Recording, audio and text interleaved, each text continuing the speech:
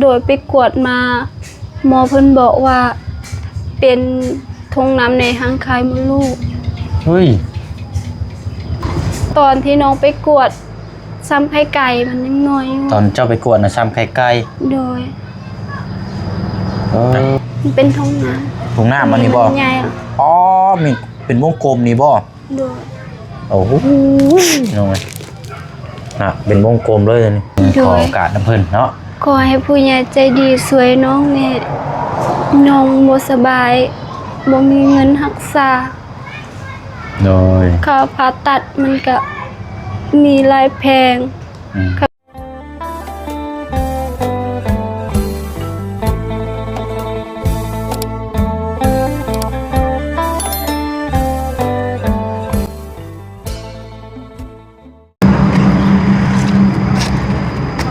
พี่น้องเนาะสดๆร้อน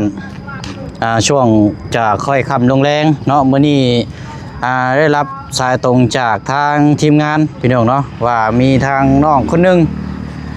ขอความช่วยเหลือล้วนเนาะก็เลยมาปรากฏอยู่เพื่อนน้องสอนทางบ่เชียงกับพี่น้องเนาะก็ได้เอาทางบ่ดีแจ้งมาในกลุ่มก็ได้ว่าตรงข้ามพอดีเลยซึ่งตอนนี้ทางน้องเพิ่นก็อยู่นี่แหละพี่น้องเนาะอยู่หน้ากล้องเฮาที่เฮาได้รับไปชมเบิ่งน้ำกันตอนนี้เนาะพี่น้องเนาะเอาเดี๋ยวมาทำความรู้จักน้ำกันเนาะพี่น้องเพราะว่าทางน้องเพิ่นขอความช่วยเหลือแหละเกิดจากสาเหตุปัจจัยหลักได้นี่แบบใดมาแบบใดจึงขอความช่วยเหลือประมาณนี้แหละพี่น้องแล้วก็จังถามทางน้องเพิ่นรู้จักน้ำกันอะไรพี่น้องเนาะโดยเอาสบายดีน้องเด้อโดยอันทางน้องคือบุเคยเห็นเจ้าอยู่บ้านตลอดอยู่บ่ใช่เฮือนเจ้าหลังไรหลังที่เฮามองเห็นนี่บ่โอ้คันว่าเรื่องเฮือนนี่ก็แม่นได้สิพี่น้องเนาะเห็นแต่เฮือนแต่ว่าทางน้องเพิ่นนี่คือว่าแล้วอันทางอ้ายก็บ่ได้ค่อยสังเกตเนาะเอาก่อนอื่นขออนุญาตนี่ใส่เสื้อแน่เนาะเดี๋ยวมันสิบ่ได้ยินเสียงพี่น้องเอ้ยได้โดยโอเคเนาะเอาสบายดีเลยพี่น้องเด้อเนาะสบายดีพี่น้องน้ำกันอีกรอบนึงเนาะถือว่าสายล้วนสายตรงเลยพี่น้องเนาะกะนี่แหละเนาะมันซื้อเนื้อให้กับเจ้าน้องซื้ออ้อยน้องอ้อยโดยคืออ้อยหลายแท้บัดนี้เนาะอายุเท่าไหร่แล้วเนาะอายุ22 ปีอายุ22 ปีเป็นคนบ้านสะแล้วเลยนี่บ่โดยบ้านเกิดเมืองนอนอยู่นี่เลยโดยมีครอบครัวแล้วบ่ล่ะยังเป็นผู้สาวอยู่บ่โดยยังโสดอยู่เนาะโดยอันนี้นั่นเฮือนที่มองไปนี่เป็นเฮือนเจ้านี่เนาะโดยอยู่น้ำกันจักคน2 คน2 คนโดยกับไผกับแม่โดยแม่เฒ่าแล้วบ่หรือว่ายังหนุ่มอยู่เฒ่าแล้วโดยจะว่ามีตู้เนาะหาหน่อไม้ขายหันบ่จักบ่แม่เจ้าเคยหาหน่อไม้ขายบ่โดยเคยไปขายหูแล้วบ่ค่อยได้ยินแม่นบ่โดยโดยอยู่น้ำกัน2 คนเอาพ่อได้ไปไสน่ะพอปะแต่น้อยแล้วพ่อน่ะป้าแต่น้อยป้าเจ้าหั่นบ่โดยป้าบ่ได้เสียเนาะโดยเป็นนี่ได้อันนี้คือว่าป้าถิ่มป้าห่างกันล่ะอยู่น้ำกันกับแม่แต่น้อยอยู่น้ำกัน2 คนแต่ไหลมาบ่โดยจนใหญ่มาจนฮอดซุมื้อนี้เนาะโดยอะไรซะพี่น้องเนาะมิแต่ว่าเฮาสิขออนุญาตขึ้นไปสัมภาษณ์อยู่เพื่อนก็ได้เนาะได้บ่ล่ะได้เพราะว่าบางทีนี่เฮาเว้าอยู่นึงเด็กน้อยเขาเจ้าย่างผ่านนี่บ่ใส่เสื้อผ้าหน้าแพ้นะพี่น้องเนาะมันสิซ่องเฮามันสิปิวได้พี่น้องเนาะอยู่บ้านนี่นักเลงหลายเลยพี่น้อยเนาะเดี๋ยวเฮาป้าขึ้นไปเทิงพุ่นก่อนก็ได้เนาะเดี๋ยวทำมาความรู้จักน้ำกันอีกป้าขึ้นไปเทิงพุ่นแล้วล่ะป้าพี่น้อยอันนี้เฮือนเราก็เป็นเฮือน246-9 เสาเนาะแต่ว่าเป็นเฮือนโบราณพี่น้อยอยู่น้ำกัน2 คนแม่ลูกเนาะเนาะเป็นยังไงพี่น้อย เดี๋ยวถามน้ำกันเนาะเราขอความช่วยเหลือจากทีมงานแหละสาเหตุแบบใดเนาะ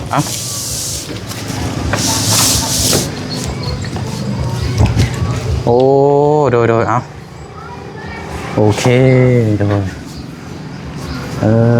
เอานั่งลงก็ได้หรอกละ โดยแดด ใช้อันไม่ตู้เอาคือว่าเคยเห็นอยู่นี่เอายับเข่าอะไรอันไม่ตู้เข่านางสารอะไรโดยเอานั่งเนาะเดี๋ยวน้ำกัน2 แม่ลูกโดยลงเรือพี่น้อยมีเสียงปิดสัญญาณก่อนโอเคเดี๋ยวไปเสียงขอนั่งน้ำเนี่ยใช่เนาะอยู่ใต้ตารางมันก็จะแจ้งละไล่อยู่ดอกบ่ไอ้นั่งอยู่นี่ไล่อยู่ดอกเอาดูก่อนโอ้ยฮ้อนพี่น้อยเป็นครั้งแรกใช่ไหมเนาะบ่เป็นยังจับย่ำมานั่งนี่รถเอามาใกล้ๆนี่ก็ได้ให้พี่น้องเพิ่นอันนี้แน่จังน้อยเนาะ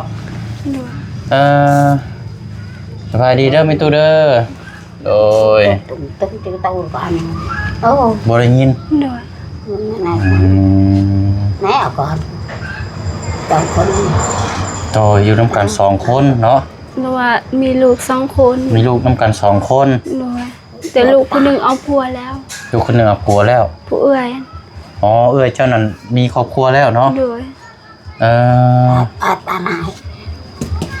เดี๋ยวนี้เพิ่นว่าอยู่2 คนอยู่2 คนแต่เฮ็ดเพื่อนพอหลังนั้น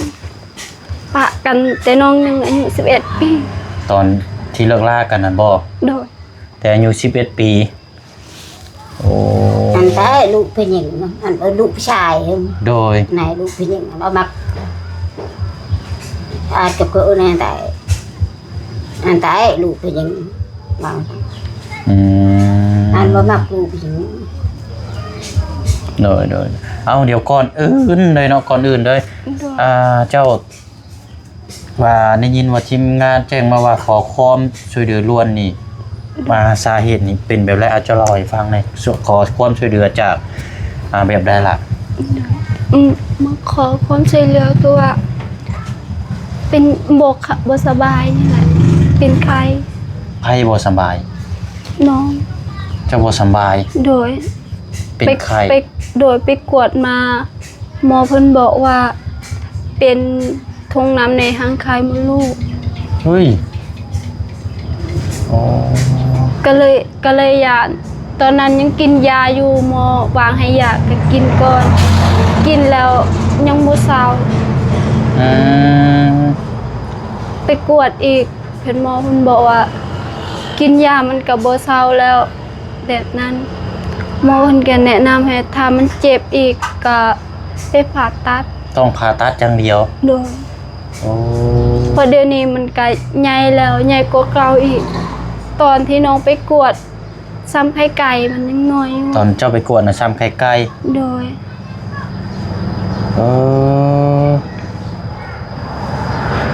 คือว่าอายุเท่าไรก่อนเจ้านะ22อายุ22นั่นก็เป็นอันนี้เนาะโดยเป็นมาได้ตะหึงแล้วบ่เนาะโดยมันเป็นวังเดือนนึงนี่แหละขอโทษขออนุญาตว่าโดยบ่เป็นยังอธิบายอธิบายให้ทางพี่น้องเพิ่นให้ชัดเจนฟังนำกันนะครับประจำบ่ได้มาเลยแต่เดือนนึงจนฮอดเดือน3พอเดือน4นี่มันมาแต่ก็มาบ่หลายมาน้อยมาแล้วก็เจ็บแฮงเจ็บหมดจนบ่นอนหมดคืนพอไปกวดเพิ่นหมอเพิ่นก็ให้ยาวางยาก่อนเพิ่นบอกว่าอาจจะหายอาจจะดีขึ้นยามันแตกเป็นหยังมันก็กินยาไปก่อนน้องว่าสิผ่าตัดแต่เขาบ่ให้ผ่าตัดเขาบอกบ่ผ่าตัดก็ได้เพราะน้องยังบ่มีลูกบ่มีผัวถ้าผ่าตัดไปอาจจะเฮ็ดบ่มีลูกอีกแม่นเพราะว่าเกี่ยวกับมดลูกนี่ถ้าเฮาผ่าตัดไปนี่จังได๋ก็บ่ได้ลูกอยู่แล้วเนาะแต่ว่าก็ต้องไล่อย่างเสียอย่างถ้าเจ้าบ่ผ่าตัดชีวิตได้บางคนนี่บางครอบครัวเขาต้องเลือก เราต้องเลือกเนาะ โดย โอ้เพราะฉะนั้นเอาง่ายๆซานี่หากก็เป็นมายังบ่ทันได้พอปีเนาะ โดย ช่วงเดือนหนึ่งนี่ในระยะ1ถึงฮอด4 เดือนประจำเดือนจังมา โดยพอเดือน5นี่ก็มาแต่บ่ได้เจ็บอีกมาน้อยมาบ่หลาย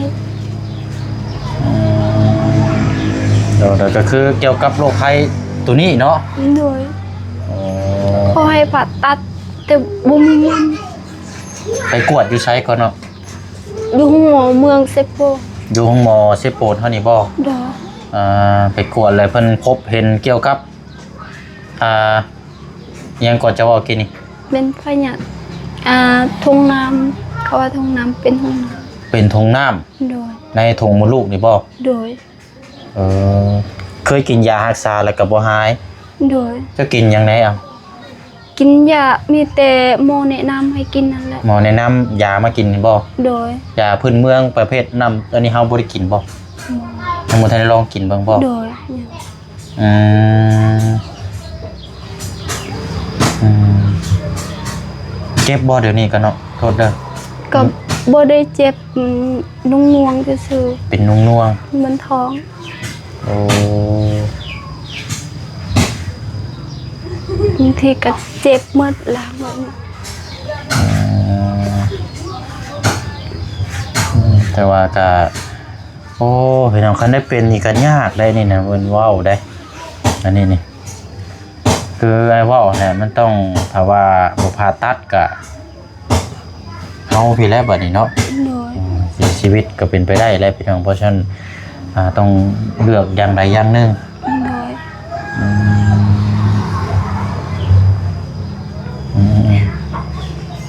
ทางแพทย์เพิ่นว่ามีแต่แนะนำว่าให้ไปผ่าตัดซะบ่เนาะ โดย เท่าไรราคาไปผ่าตัดนะ ยังบ่ฮู้เพิ่นบอกผ่าตัดซื่อ แต่ว่าต้องแนะนำให้ผ่าตัดจังสิหายประมาณนี้บ่ ๆโดยก็ไปอยู่เวียดเขาบอกเลยว่าค่าผ่าตัดก็น่าจะประมาณ30-40นี่แหละในค่าอยู่ค่ากินอีก ก็เลยกลับคืนอยู่เฮือนบ่มีเงิน อ๋อเคยไปกวดอยู่เวียดอยู่ แม่ ไปเวียดนามบ่ แม่ อ๋อ เพราะมาที่นี่เขาบ่ได้บอกค่าผ่าตัดเท่าใด แต่ว่าเฮาข้ามไปพุ่นน่ะเพิ่นบอกว่าค่าใช้จ่ายประมาณ3-40 โดย 3-40 ล้านนี่บ่ โดย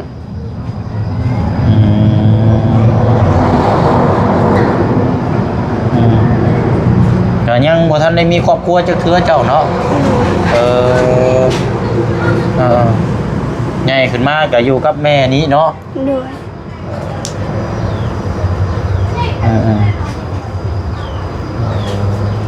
อันนี้เจ้าติดต่อหาไปแรกๆด้วยนั่นล่ะ โดยติดต่อบ่าวเตียงทอง ทั้งหมดเตียงทอง โดย โอ้เบิ่งคลิปชุ่มอ้ายใช่บ่ โดยเบิ่งเห็นเราช่วยหลายๆคน เบิ่งในไงทีมงานอ้ายเนาะ โดย แล้วมื้อนี้เป็นจังไดคือเบิ่งแล้วจึงให้มีแรงผลักดันให้เจ้าจังโทรหาเราแล้วก็ให้ทางทีมงานอ้ายมาผูกพันมาเบิ่งให้มันแบบว่าเจตนาแบบใดนะครับความรู้สึกดีบ่หรือว่าความรู้สึกแบบบ่ดีมันเจ้าเบิ่งติดตามมานะเป็นแบบใดล่ะ เห็นดีหลายๆคนเจ็บป่วยทุกอย่างช่วยได้หมดเจ็บไข้จนได้ดีจนสบายดีทุกอย่าง เอาง่ายๆซะคือน้องเพิ่นนี่ก็เป็นคนที่ติดตามทีมงานสายบุญอีกคนหนึง โดย เนาะก็ได้ยิงสายตรงหาทางหมดเตียงและทางหมดเตียงก็โทรหาทางบอดี้ทางบอดี้ก็แจ้งมาในกลุ่มปักแล้วบ่เชียงก็มาจอดอยู่นี่แหละพี่น้องอยู่เฮือนบ่สอนนี้เพราะว่าเฮ็ดเวียกอยู่นี่เด้อยู่เฮือนอันน้องสอนนี่แหละแถวนี้ใกล้ๆนี่แหละคือน้องอ่อนนี่ก็ได้เข้ามาหานี่เลยพี่น้องก็ได้ครับไปส้มก็ได้อยากถือรับโอกาสดีๆจากคือหมู่คู่แน่ประมาณนี้เนาะ โดยอยากให้ผู้ใหญ่ใจดีช่วยเหลือ โดยอยากให้ทางผู้ใหญ่มองเห็นอยากรับโอกาสดีๆคืออยากให้มารักษาเฮาร่างกายเฮานี่เป็นบ่ล่ะ โดย เพราะว่าก็บ่ติพี่น้องเนาะถ้าใครติดตามทีมงานสายบุญเบิดสุขุสุคนก็ ก็คือฮู้หลายพี่น้องเนาะก็1ปัจจัยก็ในการช่วยเหลือกับเกี่ยวกับสุขภาพก็โรคภัยไข้เจ็บนี่หลายเคสหลายครอบครัวเนี่ยก็จนเซาหายดีจนหลายครอบครัวหลายเคสแล้วคือน้องงามอยู่บ้านอันสามหาน้องกระทิงนั่นก็จนสิเบิดแล้วนั่นก็พี่น้องทีมงานเฮาก็ได้ซอยทั้งผู้ใหญ่ระดมทุนซอยกันก็ซุมื้อนี้ก็จนตุ้ยพี่จนมีครอบครัวอุดมสมบูรณ์อ๋อโดยครับก็น้องเพิ่นก็นั่นแหละพี่น้องดีใจน้ำเนาะที่น้องเพิ่นก็ติดตามทีมงานสายบุญเบิ่งน้ำกันมีไปแน่ที่เจ้าฮู้จักล่ะ จักเบาเบาเกียงเบาหยังเบาลีและทุกคนรู้จักมันต้องเบิ่งในโทรศัพท์นี่เคยติดตามอยู่บ่โดยเคยเห็นอยู่บ่เห็นชื่อในไรเอาก็ติดตามเห็นเด้บ่ได้รู้จักชื่อแต่ว่าบ่รู้จักชื่อเจ้าเข้าโรงเรียนอยู่บ่เขาปหยังมหยังป.4 ป.4โดยอ่านออกเขียนได้อยู่บ่โดยฮะคันอ่านออกเขียนได้นี่ต้องฮู้ชื่อเด้แต่ว่าเป็นภาษาไทยเนาะช่องของทางบ่เชียงนี่คือว่าได้พี่น้องแต่ว่าน้องเพิ่นบ่เรียนจบเป็นภาษาลาวเนาะโดยพออ่านออกได้อยู่บ่ได้พอได้อยู่เนาะอ้ายเบาเสียงบ่แม่นบ่เตียงได้แต่มันเป็นสระเอียงคือกันบ่เตียงอ้ายเบาเสียงทีมงานก็มีนำกันหลายคนเนาะมีบ่เตียงเบาดีอ้ายแล้วก็ทั้งบ่จันบ่บุญสารวัตรบ่บุญบ้านป่าทั้งบ่ปอทานป้องแล้วก็ทั้งบ่ไล่แล้วก็ทั้งลุงนวดเนาะที่อยู่ติดตามแล้วก็ทั้งลุงเฮิมทั้งบ่พึ่งทั้งนี่แหละพี่น้อยหลายคนเนาะกันใช่ว่ากับทีมงานเฮ็ดจังได๋ซะทางน้องเพิ่นถือได้อยากให้ทางผู้ใหญ่รับโอกาสให้ทางน้องเพิ่นพี่น้องเนาะก็คือเป็นปัวสุขภาพมีใบมีหยังอยู่บ่ที่เจ้าไปกวดตอนนั้นมีบ่อันนั้นได้ขอเบิ่งได้บ่ได้บ่เฮียแล้วใบกวดเกี่ยวกับใบบ่ได้ช่องเอ็กซเรย์หยังบ่มีอยู่บ่ใบกวดแต่เวียดตอนนั้นมีบ่เอาตอนนั้นมาเบิ่งก็ได้มันเป็นเอโกบ่โดยแต่เราก็มีกันเขาเอาคืนเพราะเขาบ่มีเงินจ่ายค่ากวดเขาบอกคันมีเงินจ่ายนี่ให้ค่ะกวดอยู่สปนน้องกวดซื่อโดยเอาอันตัวที่ว่ามีก็ได้เนาะโดย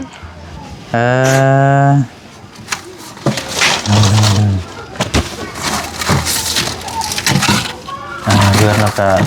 แต่ว่าเฮือนจะมีไฟอยู่บ่เนาะไฟฟ้ามีอยู่เนาะอ๋อ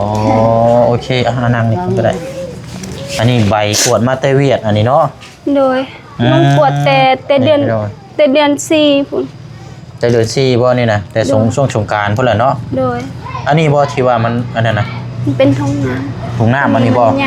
อ๋อมีเป็นวงกลมนี่บ่โดยโอ้โหน้อยน่ะเป็นวงกลมเลยนี่อ๋อนี่คันว่าเฮ็ดเวียกงานนี่เจ็บได้นี่โดยแม่นบ่ล่ะแม่นสุรานี้เจ้าเฮ็ดเวียกเกี่ยวกับหยังเดี๋ยวนี้บ่ได้เฮ็ดแล้วตะกี้หันไปเฮ็ดเวียกอยู่เวียงอยู่เวียงโดยอยู่เวียงจันทน์อยู่เวียงจันทน์อ๋อ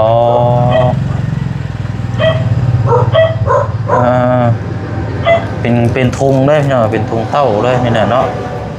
โอ้เฮ็ดเวียกนางนี่น่วงได้นี่น่วงก็เจ็บได้นี่ตัวนี้นี่โดยอันนี้ค่าใช้จ่ายนี่ไปกวดนี่เท่าไหร่ซะนี่ล่ะ1,500,000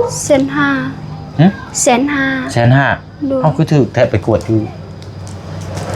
เวียดซั่นบ่มลบาคือเพิ่นวางยามาให้กินน้ำอยู่บ่ไปกวดซื่อๆเนาะโดยเพิ่นบอกว่าบ่มียาแต่ว่ากวดเพราะฮู้โรคในกระเพาะเนาะโดยกวดอยากฮู้เขาบอกบ่มีหยังมีแต่ตัวนี้มีแต่โรคตัวนี้เนาะโดย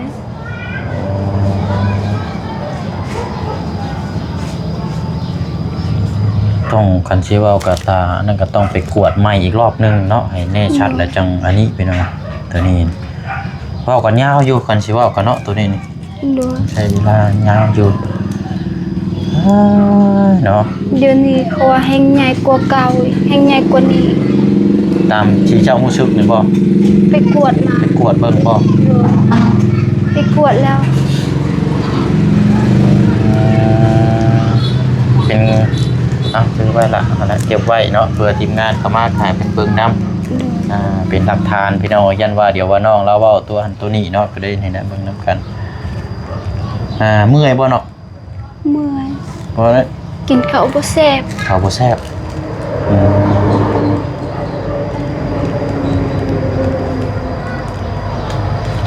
อยู่นำกัน2คนพ่อนั้นปะแต่น้อยเนาะ เลย เป็นกำพร้าพ่อนะสั่งสิเว้ากับพี่น้องกำพร้าพ่อ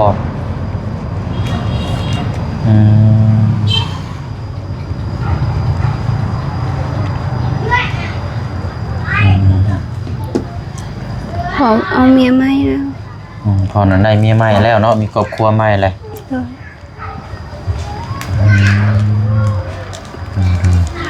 เอาล้วนก็มีแต่ว่าตัวนี้ได้ตามที่เจ้าเล่ามานี่แหล้วเนาะ เลย ก็ต้องผ่าตัดนี่ก็มีอะไรบ้างนี่พี่น้องต้องเว้ากันยาวแล้วกันจะบอกกันสิลายตึบแล้วเนาะ บูสิไปหักสายไซ ถ้าหักษามันก็บ่เบิดล็อกแต่ว่าอยู่ที่เงินเฮานี่แหละเนาะมันสิเว้ากันผ่าตัดหักษานี่ยากล็อกพี่น้องไปเลยเบิดอยู่ลาวอยู่ไทยอยู่เวียดหยังไปได้เบิดแต่ว่าค่าใช้จ่ายนี่มันสิคือการบ่แค่นั้นแหละเนาะ โอ้ยเนาะเวลาเจ็บนี่ทรมานได้นี่เนาะ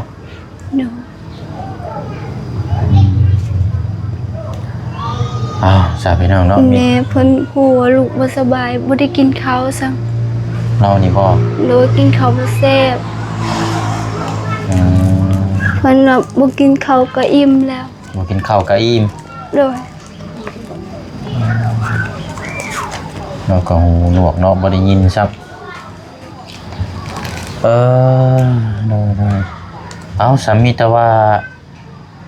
ทางอ้ายก็มีแต่ในนามต่างหน้าซื่อๆแล้วล่ะเด้อ โดย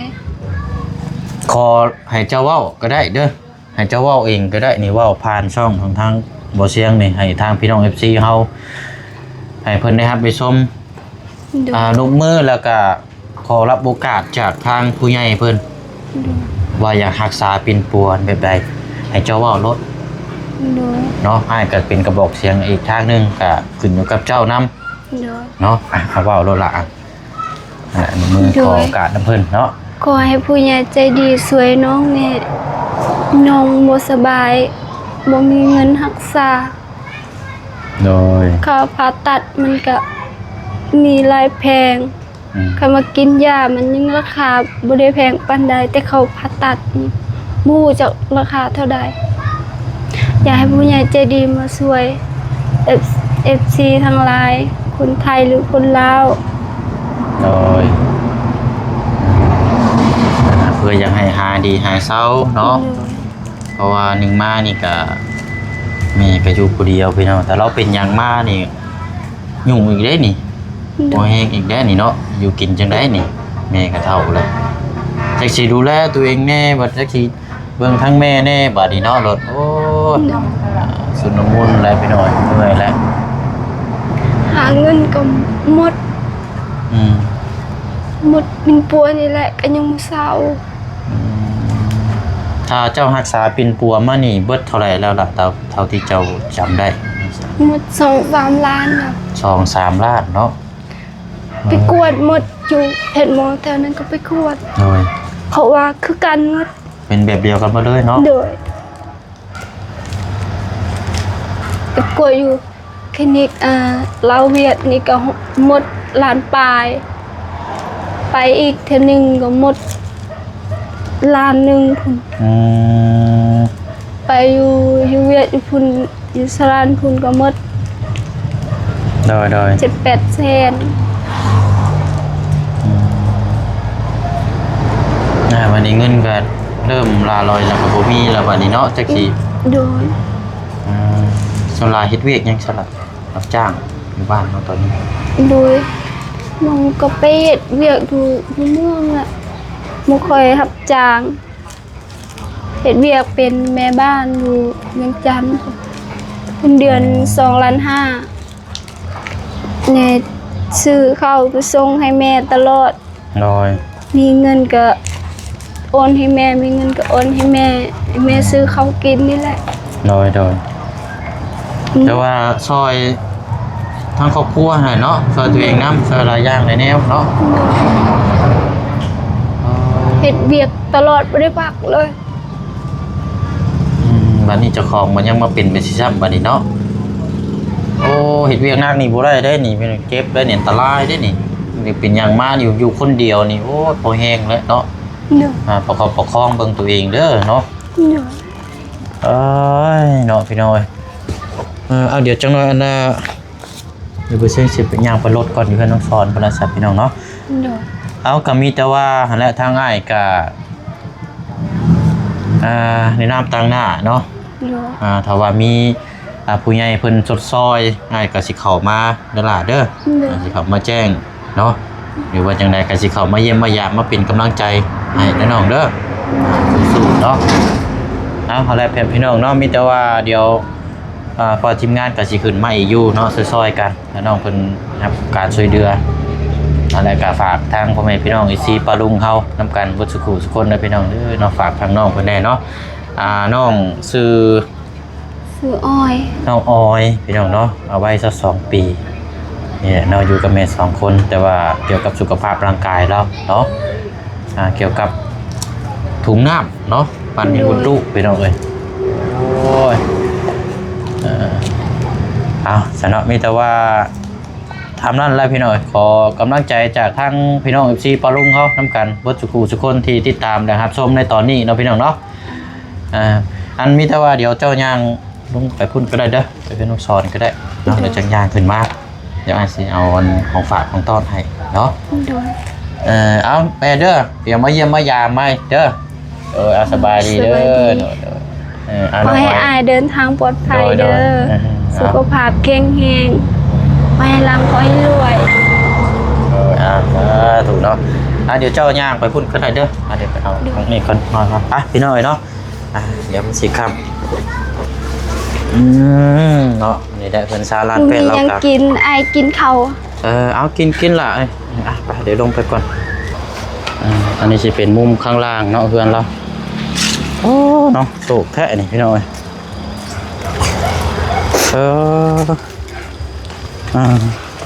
ห้องเราบ่ค่อยอันนี้พี่น้องไปเฮ็ดเวียกตลอดเนาะ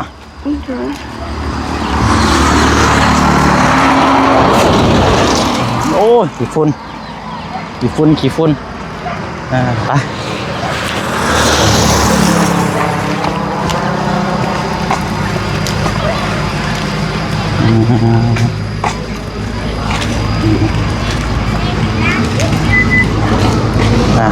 โอเคครับ